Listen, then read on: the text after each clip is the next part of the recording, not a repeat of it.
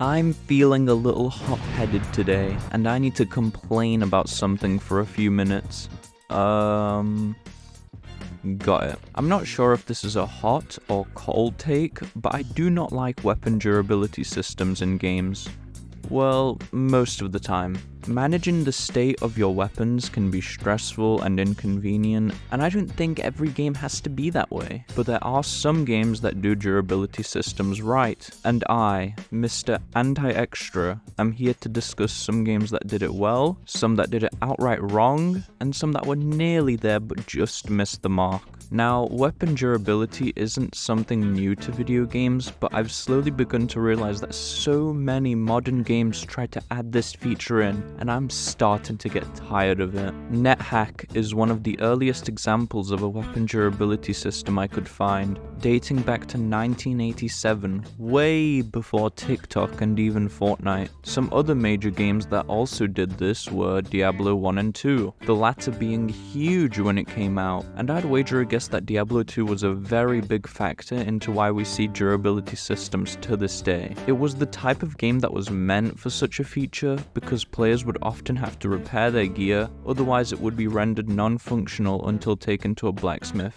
In Diablo, every bit of damage counts, which gave the players initiative to take care of their best equipment. Elder Scrolls 3 Morrowind is in a similar vein because every bit of damage and defense was significant to winning a fight. Unlike Diablo, however, in Morrowind your gear degraded over time and proved to be less effective the more it was used, adding some realism to its weapons and armor. But enough of this positive schmooze. I'm craving the urge to criticize some popular and well-respected games, which will most definitely get me flamed in the comments. I want you to take a seat if you haven't already. I'm going to say something that may put you in a state of panic, petrification, like the basilisk from the Chamber of Secrets just hit you. So if you start to feel weak, maybe a little sweaty, there's no shame in that, and you're free to leave whenever you want. The door is right there. Breath of the Wild is known for encouraging players to think outside the box. If you encounter an enemy, in most games you just pull a Glock out or something and pop them, but in Breath of the Wild you also have the option to run away or defeat a strong foe without even entering melee combat at all. But hey, if you have the ability to destroy an enemy with a weapon, why wouldn't you?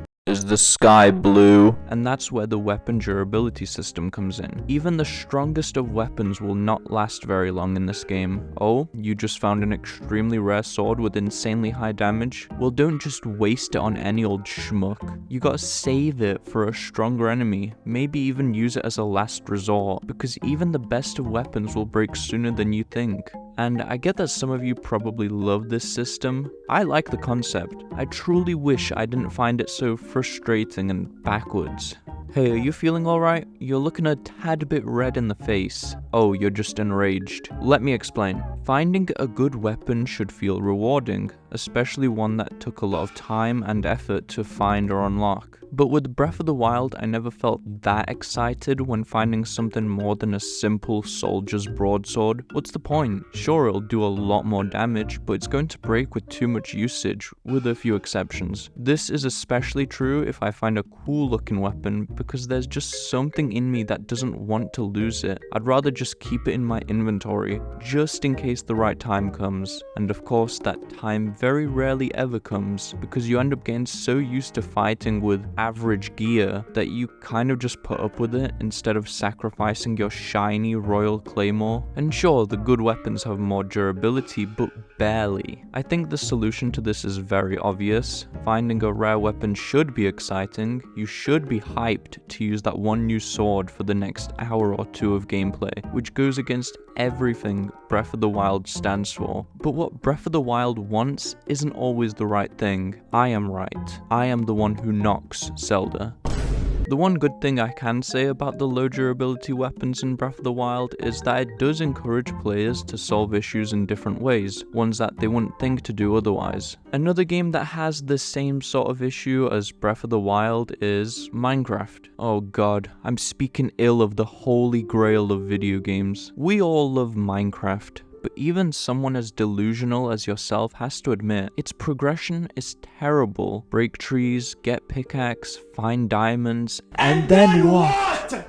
Netherite? What are you talking about, pal? Why go through the trouble to look for netherite when you can find a whole lot of diamonds in that same time? What I'm trying to say is every tool will break unless you have unbreaking enchantments, in which case you can prolong the tool's life cycle, but there's honestly no reason to go looking for netherite. You'd think that with the rarest material in the game, the material that you have to go into another dimension to find, it would be indestructible, right? Nope. So why even bother? I personally just store a gazillion trillion diamond tools in a chest, and the thought of going to the nether to look for netherite never even crosses my mind. I can only assume that Mojang is planning on adding even stronger materials in the future when the employees decide to show up to work. I'm just whining about present day Minecraft. And a little off topic, but I should really make a video talking about survival Minecraft's awful progression, but that's a discussion for another time. I think this is the first time I'm ever going to speak in depth about my favorite game ever on this channel, but it will certainly not be the last. Red Dead Redemption 2 prioritizes realism. It doesn't care about your attention span, you Subway Surfers brain-rotted bitch. Every animation is slow, you can't pull weapons out of thin air like GTA, and horse testicles react to the temperature. Some may think it is painfully detailed, but I appreciate every second of it. But with realism being Rockstar's focus, they implemented a durability system of sorts into Red Dead 2, something they'd never done in any of their games before. And like with many other games I've spoken about in this video, I love the concept of this system. Guns can degrade over time if not cleaned, which can reduce damage or other statistics of the weapon. To clean your gun, you must have gun oil in your inventory. Gun oil isn't particularly rare, but it's not exactly common either. You can sometimes find it on an enemy's body, but generally the easiest way to acquire gun oil is by going to a general store and purchasing some. I love the idea. It fits in with